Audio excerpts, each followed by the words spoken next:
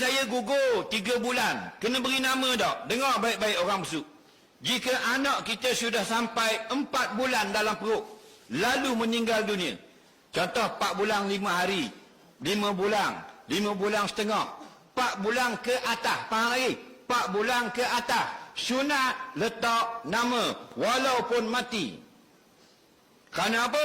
Setiap bayi yang sampai 4 bulan akan ditiup roh. Setiap yang sudah tiup roh, walau mati pun akan bangkit pada hari kiamat. Faham?